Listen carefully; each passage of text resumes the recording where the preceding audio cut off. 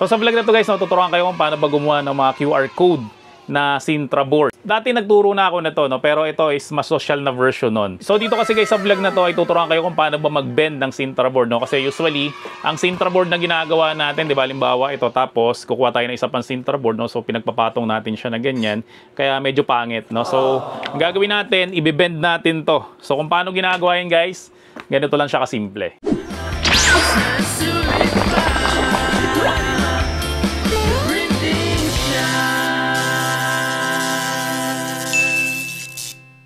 So, ang gagawin natin ay sa MS Word na lang. So, syempre, naka-new file na tayo. So, click natin tong layout. Then, size natin is A4. So, bakit A4 lagi guys yung ginagawa nating size? Kasi ang size talaga ng Sintra board is A4. Yung size sila ng printable natin is A4. So, para wala tayo guys sa sayang na materials, mas maganda guys, pagkasyahin natin sa isang A4 yung size ng mga ginagawa natin. Maghahanap muna tayo ng background. So, suggestion ko guys, mag-member kayo dito sa Creative Fabrica kasi meron silang free trial. Tapos kapag gusto nyo yung mga templates nila, ay pwede kayong mag-member for only $3.99 per month. So, mga 200 pesos lang yan monthly. Pero makakapag-download ka na dyan guys ng millions of templates, fonts, at syempre mga design na hindi ka nga guys nag-aalala ng copyright. Kasi kapag ka nag-download ka lang sa Google and nakita ng artist na ginagamit yung mga design nila, pwede kang mademanda dyan. So, dito guys, lahat ng templates nila pwede mo magamit sa negosyo mo. So, halimbawa, gagawa ko ng background for my QR code. Siyempre nga naman, printing business ako. Siyempre, ang kailangan ko is ink splash. So, mamili lang ako dito. Yan, oh. Ang dami niya mga design, no? So, ito, i-click ko na lang to. Tapos, makikita nyo dito na yung optimized version niya is 3264 by 5824 pixel. So, sobrang laki niyan. Hindi ka makapag sa Google ka nagda-download. Maliit lang, guys, yung mga size ng mga pictures nila. Dito, guys, talagang malalaki, no? So, ang gawin lang natin dito is download ko lang siya. Yan, so pag na-download ko na siya guys, syempre, dadrag ko lang siya dito sa MS Word, no? Tapos ang gagawin ko dito ay do-double click ko siya. Tapos sa size guys, so i-click ko to, itong maliit na arrow na to. Alisin mo yung check dito sa lock aspect ratio. Tapos ang size natin guys, ang height niya dapat is 8. Tapos yung width niya guys ay 5.5. Yan, so ganito guys yung magiging itsura niya. So right click ulit siya guys, wrap text, then gawin ko is in front of text. Yan, para pwede mo siyang galaw-galawin. So ilagay ko lang siya dito guys, pero wag natin siyang isasagad sa dulo. Then ang next natin gagawin, so click ko lang tong insert, and then click ko lang tong shape, tapos itong rectangular tool. So gagawa lang ako dito guys ng rectangle, tapos double click ko siya. Ang gagawin ko dito is 2x2. Yan, kasi 2x2 guys yung gagawin natin ng mga size ng QR code. Pag nagawa na natin guys, no, right click lang natin, format shape natin, tapos line. Tapos dito guys, pwede kang maglagay ng line dito, no. So ang gagawin ko na lang, solid line na lang, gawin ko siya ang color red. Yan, so medyo maliit siya. Ang gawin nyo dito guys, mga 15. So ilagay ko lang siya dito, tapos kopyahin ko lang yung dalawa. Yan, so 4 guys na QR code yung gagawin natin, no. So next na gagawin ko guys, no, click ko lang tong insert, then shapes, tapos itong rectangular tool, no. So maglagawa ako dito. Yan, tapos lalagay ko siya dito. Then lakihan ko lang siya guys, nakasing haba nito guys. Yan, tapos ang ilalagay ko dito, right click ko siya, then add text. So ang ilalagay ko dito, Gcash. Text niya is medyo lakihan natin, so mga 14. Tapos palitan ko siya ng Arial Black. Yan, para kitang-kita natin kaagad siya. So kung gusto mong palitan yung kulay sa loob, pwede yan. So right click mo lang siya, format shape, tapos dito yung fill, pwede mo yung palitan. So gawin natin is gradient na lang, para medyo may design siya. So ito yung mga preset. So ang gawin ko ay itong color green. Tapos guys, yung kulay white, di siya masyadong kita, no? So palitan ko lang siya, gawin ko lang siyang color black. Yan, so meron na akong Gcash. Then Ctrl-C, Ctrl-V ko lang siya, no? So kopyahin ko lang siya, ilagay ko naman siya dito. Yan, tapos lalagay ko naman dito is BDO. So click ko lang to, then press ko guys sa keyboard ko yung shift. Tapos click ko lang to para dalawa kaagad yung makopya ko, Ctrl-C, Ctrl-V. Tapos ilagay ko lang siya sa ilalim banda. Go time. So ito naman ay Union Bank. Yan, so may nagawa na ako guys ng mga pangalan ng mga QR code ko. Then ang next ko gagawin, lalagyan ko naman dito. So dito guys, click ulit tong shape, tapos mag-enter ulit ako dito ng isa pang shape. Tapos right click ko lang siya guys, no, add text, tapos lagay ko siya, the printing shop modes of payment. Highlight ko lang siyang lahat, tapos papalitan ko siya guys ng font. So ang ilalagay kong font, syempre, yung ginagamit ko na font. Tapos mapapansin nyo dito na medyo malaki yung space niya dito, no? So pwede nating liitan yan. So right click lang natin, paragraph natin, then itong after. So gawin nating 0. Tapos ito gawin nating single. Tapos dito guys, lagay mong value 0.8. Yan, so makikita nyo na maayos na siya. Then lakihan lang natin to. So mga 32. Yan, tapos ilagay ko lang siya dito. Tapos para mawala guys yung pinaka background niya, so right click ko lang siya, format shape. Tapos yung fill, gagawin ko no fill. Tapos yung line, gagawin ko no line. Tapos para makita guys yung mga font na to, so i-highlight lang natin siya. Tapos may makikita ka dito. Ito ay parang neon na sign na letter A, no? So i-click mo lang yan. Tapos pwede ka nang mamili dyan ng mga font na gusto mo. Yan. So siguro ito kita naman siya. So dinrag ko lang dito guys yung logo ko. Right click ko lang siya. Wrap text in front of text. Yan, para pwedeng igalaw-galaw. Tapos liliitan ko lang siya. Yan, para sakto siya dito. So ang nangyari dito ay hindi siya masyadong kita. Yan, so hindi siya masyadong kita, no? So ang gawin na lang natin ay i-match ko na lang dito background ng logo ko. So ang gagawin ko ulit dito guys, so right click ko lang siya, format shape ko lang siya. Tapos gawin natin is solid fill. Tapos yung solid fill niya guys, gawin natin siyang blocks. Liitan lang natin siya para sakto siya dun guys sa logo ko. So yan guys, okay na yan para sa akin. Tapos ang next ko na gagawin, syempre ilalagay ko na yung mga QR code ko dito. So sa mga hindi marunong gumawa ng QR code sa GCash, no? So open mo lang yung GCash app mo. So pag nalagin mo na siya guys, na-tap mo lang to, itong QR. Yan, tapos generate QR. Tapos receive money via QR. Tapos ito na guys yung QR code mo. Tapos tap mo lang to guys, download. Or pwede mo rin siyang i-screenshot. Tapos pwede mo na siya guys ilipat sa PC mo. So gawin mo guys, no, itong cursor mo, double click mo dito, tapos enter mo lang para makapunta ka guys sa page 2. Ang next na gagawin mo guys, yung QR code na ginawa mo, no, so i-drag mo lang siya dito. Pagkatapos mo siya guys i-drag, ang gawin mo, double click mo lang to, yung QR code mo, tapos click mo tong crop, tapos aspect ratio, gawin mo siyang 1:1. Yan, tapos ang gagawin mo ngayon ay isisentro mo na lang dito sa gitna yung ginawa mo na QR code. Yan, so huwag mo lang kakalimutan guys kung ano yung QR code na ginawa mo. So ito ay para sa GCash. So ang gawin natin, right click natin to, then wrap text, tapos in front of text natin. So pwede mo na siya guys ilagay diretso dito. Pero gagawa tayo guys ng parang may pagka 3D na QR code. So ang gagawin ko is ilalabas ko lang siya dito, no? So dito ko siya ilalagay muna. Tapos right click ko siya, tapos format shape again guys, tapos itong fill and line. So ang gagawin ko, solid line. Para magkaroon siya guys ng linya sa gilid, para alam natin guys kung saan siya ikakat. So gagawin natin dito guys, double click natin, tapos again dito sa size, may nakalagay na arrow dito. So i-click mo lang siya.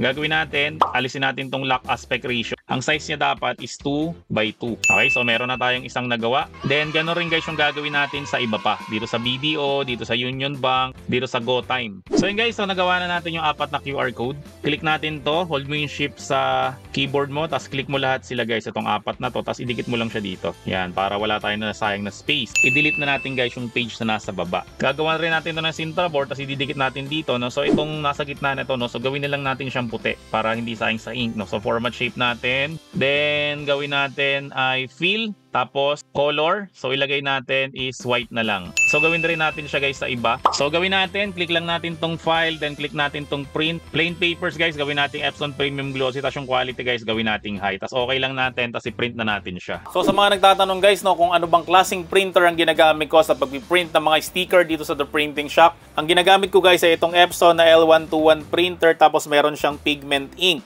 Kaya guys, pigment ink ang ginagamit natin kasi ito guys yung ink na hindi siya kumukupas. Hindi ka mukha guys nung original na ink na nasa loob ng box ng Epson, kumukupas yun. So nakakaya naman guys sa mga customer, no, na nag-offer ka ng printing tapos ilang linggo lang or ilang buwan lang lumipas, kumupas na yung print mo. So kung saan nakakabili ito guys, no, hanapin mo lang kami sa FB, The Printing Shop, at sabihin mo lang guys na bibili ka ng printer with pigment ink. So guys, ito na yung na-print natin. So sa mga nagtatanong kung anong sticker yung ginamit ko, no, so ito yung ginamit ko, QUAF na photo sticker. Actually guys, to kasama to dun sa Sintra Board business package na inaalok namin. So marami nang kasama dun guys. Ang kulang mo lang doon, syempre printer, laminator, and syempre yung desktop mo. So kung gusto mo guys mag-avail niya, no, so mas maganda hanapin mo kami sa FB, The Printing Shop, at sabihin mo lang guys sa parod mo tong video na to, no, para bigyan ka ng discount. So ang next na gagawin natin guys ay syempre ilalaminate natin siya ng phototop. Itong matte na phototop yung gagamitin natin. So bakit matte guys ang ginagamit natin? So usually kasi guys, kapag glossy na ganito yung Sintra board natin, kapag ka ini-scan to ay nahihirapan siyang i-scan kasi nga nagre-reflect yung ilaw. So kapag matte guys yung ginamit natin, hindi nagre-reflect yung ilaw guys, kaya mas madali siya guys mas-scan. So sa mga nagtatanong guys kung paano mag-apply ng phototop, so gumagamit kami guys ng laminator. So ang gagawin natin dito, syempre yung phototop natin, susuksok lang natin siya ng ganyan. Tapos forward, naka-cold siya guys, di siya nakahata. Tapos iraran mo lang siya na saglit lang. Yan, para ipitin lang siya guys, so para hindi lang siya mahugot. Tapos syempre babalatan natin dito, tapos lagay lang natin dun sa kabilang dulo. Kunin mo lang guys yung ilalaminate mo, suksok mo lang siya, then iran mo na siya ng tuluyan. So maganda sa Sintra board na in-offer namin, meron siyang dalawang side. Ito yung glossy kasi meron siyang plastic. Tapos dito naman guys yung matte. So maganda dito guys kasi may plastic nga siya dito, no? So kapag nilagay mo dito yung picture mo, tapos nilapag mo to na ganyan, hindi siya marurumihan kaagad, no? Kasi nga meron siyang plastic dito. Pero dito guys, sa gagawin natin, ang didikitan natin dito ay itong glossy na part. Kasi mamaya, i-curve natin to or itutupi ko to. Tapos gagamit ako nitong heat gun. Kapag ka na heat gun to guys, itong plastic na to, maluluto yan. So gagawin natin guys, no? Dito natin ididikit yung sticker natin dito sa glossy na side. Yan. So pag didikit guys, dahan-dahan lang. So pag nadikit na natin siya na ganyan, ang next natin na gagawin ay ikakat na natin siya. So gamit tayo guys ng metal ruler at syempre itong pen knife. So unahin ko na sa ibabaw. So pag nagkakat kayo nito guys, huwag kayong magmamadali, no? So guhit-guhitan nyo lang hanggang makatatlo kayo o makaapat na beses. Kasi hiwalay rin naman yan eh. Tapos pag ganito na guys yung itsura ng Sintra board nyo, ang ikakat nyo lang, ito lang. Then ito guys, puputol-putulin na natin to. Kaya nga natin to nilagyan ng line kanina, no? Kasi pag wala tong line, hindi natin alam kung saan natin ikakat. So para hindi ka guys malito, kasi magkakamukha lang to eh, no? Puro Instapay nakalagay, no? So pag naputol mo na siya guys, no? Pwede mong sulatan sa likod. Lagay natin dito is GCash. Then magkakasunod lang naman yan ginawa ko, di ba? Ito yung GCash, tapos yung sumunod yan BDO, then ito naman GoTime, then ito naman nasa dulo is yung Union Bank. So ito guys yung BDO, so sulatan ko lang rin siya. So sulatan ko lang rin to. GoTime. So ito yung Union Bank. So dito guys sa bandang dulo na to, no, ang sukat dapat natin dito mga 2.5. So yun guys na naging sukat ko, no, kasi yung photo top natin ay kinulang. Yan. So gawin natin ay ikat natin 2.5 inches.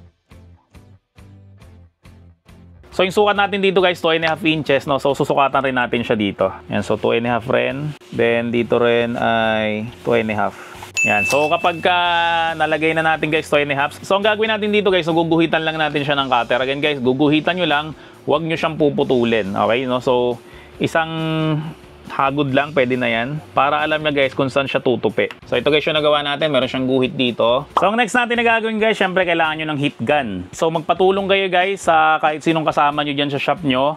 Kasi kailangan dito ng dalawang tao. Yung isa taga-init, yung isa naman guys is taga-tupi. Kasi mahihirapan ka dito guys kapag mag-isa ka lang. So i-on mo lang guys yung heat gun mo. Tapos initan mo lang dito sa ilalim. So pag ininitan mo yan guys, lalambot yung Sintra board. So kailangan nyo guys dito ng mesang pantay. Kamukha nito. Yan o, kasi ito guys yung pinaka magiging tupi natin. Okay yan, so lumalambot na yung Sintra board natin. So guys, ang gawin nyo dito, i-focus nyo yung init dun sa tutupi na part, no? So wag nyo guys initan yung buong Sintra board kasi lalambot yung buong Sintra board. Yan, so ito na-bend na natin siya, no? So i-bend pa natin siya mga at least 30 to 40 degrees. So ito na guys, natupi na natin siya. So makikita nyo guys, yan, wala siyang dugtungan. So ang next na gagawin natin dito, syempre kuha tayo ng glue. Then ilagay na natin tong mga QR code natin, no? So yung mga ganyan kasimpleng detalye, nakakadagdag ng presentation yan eh.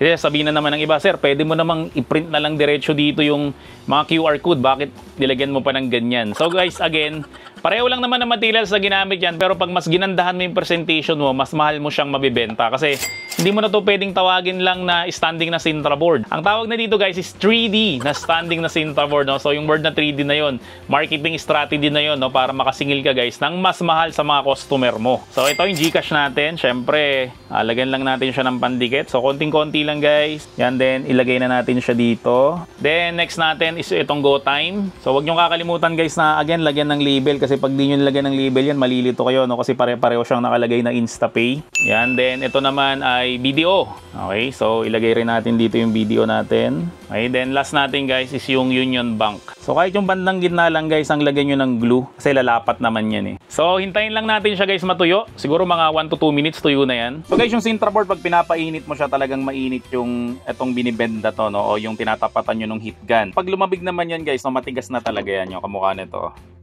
Yan, matigas na talaga. Tapos hindi mo na maibabalik yan. So gumamit kayo guys ng mesa. At syempre dapat lapat na lapat yung mesa guys para mabend nyo siya ng mas maayos. So kung meron kayo guys ibang suggestion, no, para mas maging maganda yung pagbebend natin ng Sintra board, mas maganda i-comment down below nyo para mas maraming matuto. And makikita nyo naman guys na yan, talagang tumatayo siya.